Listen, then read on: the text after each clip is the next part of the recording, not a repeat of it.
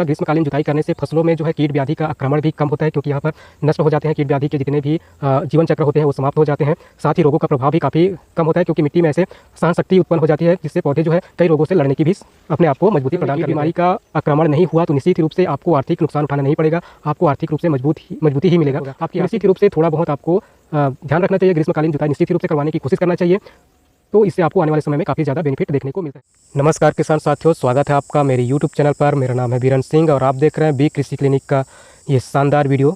किसान साथियों, इस वीडियो के अंदर मैं बात करने वाला हूँ ग्रीष्मकालीन समय में आगामी फसल के लिए खेतों की तैयारी कैसे करें, क्या क्या अपने खेतों में कर सकते हैं और उसका क्या आगामी फसल में किस प्रकार से प्रभाव पड़ता है।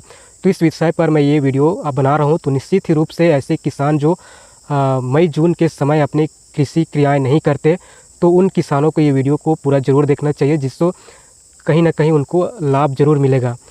तो किसान साथियों, मैं बताना चाहूँगा कि मई जून का महीना काफ़ी गर्म समय होता है। ऐसे समय में हम जो है अपने खेतों में कुछ कृषि क्रियाओं को करते हैं तो निश्चित रूप से आगे चलकर आगामी फसल में यानी खरीफ की फसल में कहीं ना कहीं उसका बहुत बड़ा लाभ देखने को मिलता है।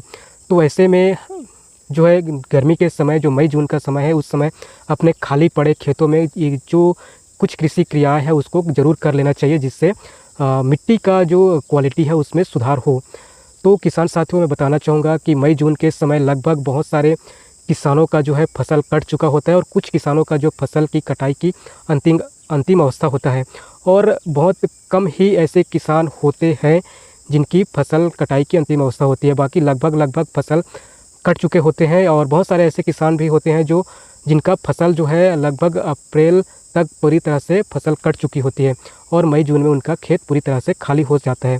बस उनके खेतों में खरपतवार और फसल अवशेष पड़े होते हैं।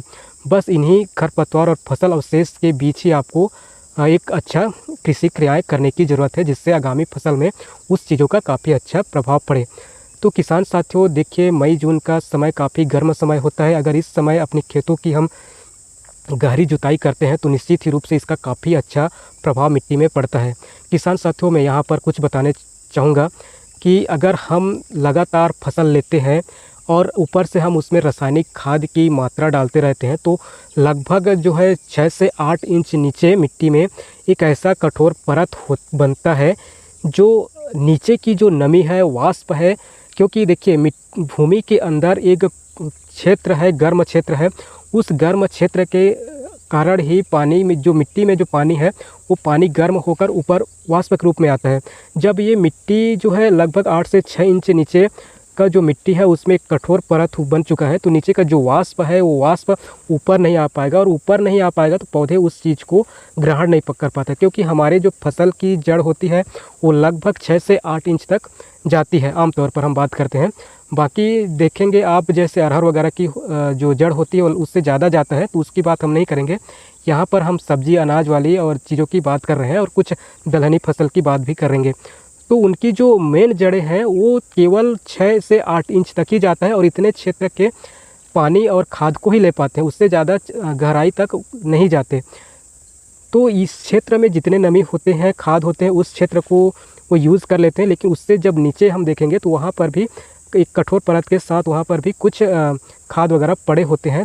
तो इस चीज़ों को हमें पलटने और उस कठोर परत को तोड़ने के लिए मई जून के समय में एक गहरी जुताई करना चाहिए, जिसमें हम मोल्ड बोल्ड हल भी ले सकते हैं। अगर आपके मिट्टी में अगर ढेले निकलने की संभावना है तो निश्चित ही रूप से आप कल्टीवेटर का भी इस्तेमाल कर सकते हैं। कल्टीवेटर से आप एकदम ढेले वाली जुताई कर दें, जिससे क्या है, जो कड़ी परत है वो कहीं ना कहीं टूट जाता है, और ऊपर से जो है जितने भी कीट व्याधि के जो लार्वा, अंडे और उसके जो प्यूपा अवस्था होते हैं या प्रौढ़ जो कीट होते हैं, उन कीट के ऊपर भी काफ़ी ज़्यादा प्रभाव पड़ता है। क्योंकि जब वो ऊपर उनके जो है उथल पुथल होते हैं मिट्टी, तो वहाँ पर सूर्य का जो तेज किरण है वो डायरेक्टली उन पर पहुँचता है और वो जो है गर्म होकर नष्ट हो जाते हैं।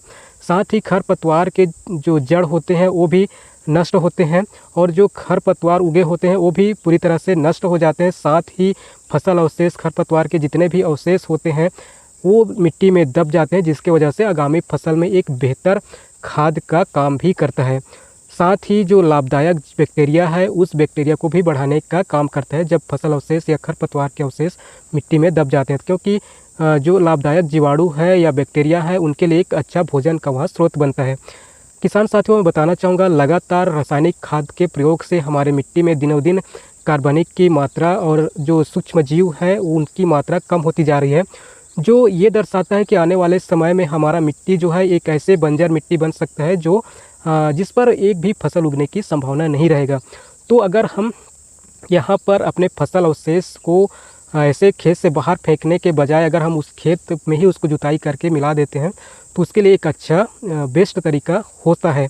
अगर आप अपने फसल अवशेष या खरपतवार अवशेष बहुत ज़्यादा है, अगर उसको आप बेस्ट तरीके से सड़ाना चाहते हैं तो आप डीकम्पोज़र का इस्तेमाल कर सकते हैं। डीकम्पोज़र के अलावा और भी ऐसे जीवाणु आते हैं जिनका छिड़काव खेत में करने से जो है फसल अवशेष की जितने भी खरपतवार अवशेष होते हैं उन सभी चीज़ों का जो है वहाँ पर अच्छे से सड़ जाता है।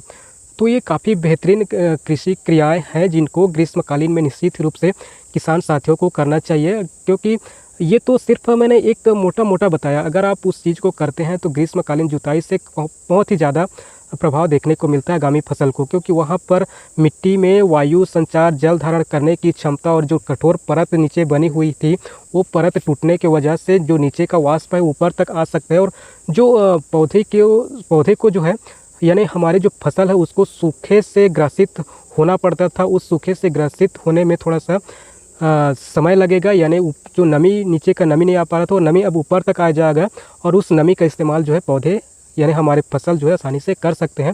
ऐसे में हमें जो है सिंचाई करने की भी ज़रूरत कम पड़ेगा। तो बहुत सारे ऐसे किसान हैं जिनके पास ये समस्या देखने को मिलता है कि उनकी फसल में जल्दी सिंचाई करना पड़ रहा है। तो जब मैं उन किसानों से पूछा तो उन्होंने बताया कि भाई हम तो रासायनिक खाद डालते हैं। तो मैं उनको बोला कि अगर क्या आप जैविक खाद डालते हैं, तो बोलते कि नहीं, थोड़ा बहुत तो इस्तेमाल करते हैं लेकिन ज़्यादातर हम रासायनिक खाद का इस्तेमाल करते हैं। तो रासायनिक खाद में जो है सुपर फास्फेट ग्रुप का और यूरिया और आपका पोटास वगैरह इस्तेमाल करने से नीचे में एक कठोर परत बनती है। वो जो है एक जब हम खाद डालते हैं तो पानी के साथ घुलता है और घुलने के साथ वो नीचे लीचिंग करता है। लीचिंग करने के बाद एक लेयर बन जाता है और लेयर जो होता है वो एक सीमेंटेड का काम करता है, यानी जिस प्रकार सीमेंट जमता है ठीक उसी प्रकार वो जमने का काम करता है और वो ठोस हो जाता है। तो ठोस होने की वजह से वाष्प ऊपर नहीं आते और इसी वजह से जो है पौधों को सूखा ग्रसित होना पड़ता है। तो जब हम ग्रीष्मकालीन जुताई करते हैं तो मिट्टी नीचे तक अच्छे से हिलता है और जो कठोर परत है वो टूटता है, क्योंकि अगर हम ग्रीष्मकालीन के अलावा दूसरे समय में अगर हम जुताई करते हैं तो उस समय मिट्टी में काफ़ी ज़्यादा नमी होता है, तो वो जो है ज़्यादा जो कठोर परत है उस पर ज़्यादा असर नहीं पड़ता। लेकिन जब हमारे मिट्टी में नमी कम हो और वहाँ पर छोटे छोटे दरार पड़ चुके हैं, ऐसे अवस्था में अगर हम जुताई करते हैं तो मिट्टी जो है लगभग 12 इंच तक जो है अच्छे से वहाँ पर इफेक्ट पड़ता है जुताई करने से। तो वहाँ पर वायु संचार, पानी का संचार काफ़ी बेहतर तरीके से होता है। जो सूक्ष्म जीव हैं जो पौधे के लिए आवश्यक है, जो फसल अवशेष को या खरपतवार को, अपशिष्ट पदार्थों को सड़ाने का काम करता है, इस प्रकार की बैक्टीरिया का हलचल बढ़ता है और वो फसल के लिए काफ़ी बेहतर होता है और फसल एकदम शानदार होता है आगामी फसल में। तो ये मेरा खुद का अनुभव है और इससे मेरे को काफ़ी ज़्यादा बेनिफिट हुआ है। मैं हर साल गर्मियों में अपने खेतों की जुताई करता हूँ। मैं ही नहीं, हमारे एरिया में पूरी तरह से गर्मियों में निश्चित रूप से जुताई करवाते हैं अपने खेतों में, तो यहाँ पर काफ़ी ज़्यादा बेनिफिट होता है। मैं बहुत सारे ऐसे क्षेत्र देखे हैं जहाँ पर लोग जो है ग्रीष्मकालीन समय में कोई भी कृषि क्रियाएँ नहीं करते, अपने खेत को खाली या सूखा पड़े छोड़ देते हैं और जब पानी बरसात गिरता है तो अपने जो फसल के लिए वहाँ पर जुताई करते हैं और वहाँ पर अपना फसल लगा देते हैं। तो वहाँ पर जो है इस प्रकार की समस्या देखने को मिलता है। तो उनको जो है ऊपर से बहुत ज़्यादा खाद भी डालना पड़ता है, जिससे उनको आर्थिक रूप से भी वहाँ पर आर्थिक रूप से जो है दिक्कत होता है। तो अगर हम कम से कम खर्च में अपने बेहतर फसल उगाने की सोचें तो निश्चित रूप से मई जून के महीने में अपने जो खेत है उसकी गहरी जुताई बिल्कुल ही करना चाहिए। मिट्टी पलटने वाले हल से तो बिल्कुल ही करवा लेना चाहिए। अगर मिट्टी पलटने वाले हल नहीं है तो आप ध्यान दें कि अगर आपके खेत में बड़े बड़े ढेला निकलने की संभावना है तो आप कल्टीवेटर का इस्तेमाल कर सकते हैं, तो उससे भी काफ़ी बड़े बड़े ढेला निकल जाते हैं। और जब बरसात गिरता है तो वहाँ पर अच्छा खासा पानी स्टोरेज होता है, नमी स्टोरेज होता है और वायु का संचार, सूक्ष्मजीवों का संचार बढ़ता है वहाँ पर और उसका इफेक्ट जो है पौधों पर पड़ता है। तो मैं ये बार बार रिपीट कर रहा हूँ इस वीडियो में, तो निश्चित रूप से इसका काफ़ी ज़्यादा असर देखने को मिलता है किसान साथियों। तो किसान साथियों, इस वीडियो में बस इतना ही। मिलते हैं अगले वीडियो में। अगले वीडियो में मैं आपके लिए और बेहतर से बेहतर जानकारी देने की कोशिश करूँगा।